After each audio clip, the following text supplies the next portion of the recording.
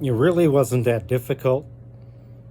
I thought it'd be hard, but except for the Coors Light, it was pretty easy to review the light lagers. I went to my grocery store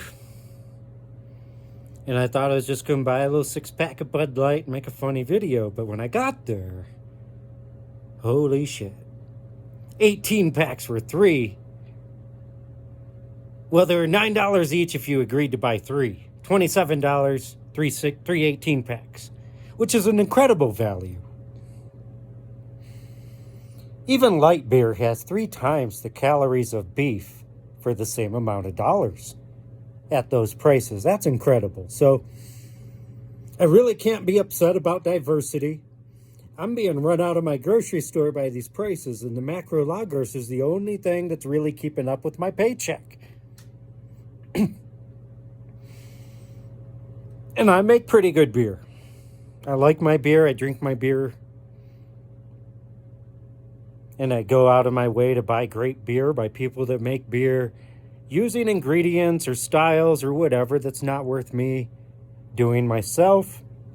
I'll get around to those reviews eventually, I'm sure. One company that comes to mind as a standout, in my opinion, is the Coronado Brewing Company. I live a long ways from Coronado, and the cans are good. And they're good for months. They're not fresh for months.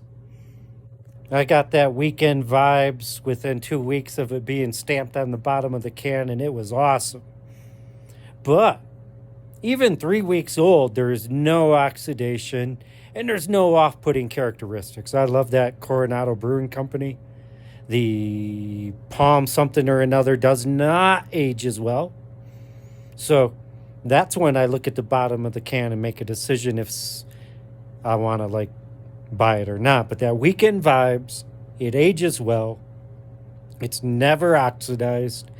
And the only issue I've ever actually run into with it at all is that the distribution network is pretty rough on the cans. And if they put a pinhole into it, you might get an empty can that's super sticky. And, that's a distribution problem. That's not a brewery problem. But I make good beer. And I drank them all. I got the Bud Light, the Coors Light, and the Miller Light. And what I don't understand is, how does Miller get this body? It has a significant amount of body to it that the Bud Light doesn't. And I always looked up the Bud Light as the gold standard of light beer. And I based my light lager recipe on trying to be a Bud Light.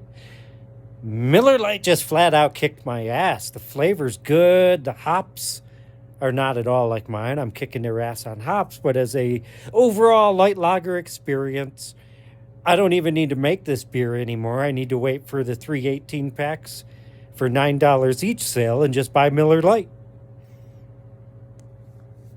I hope that helps.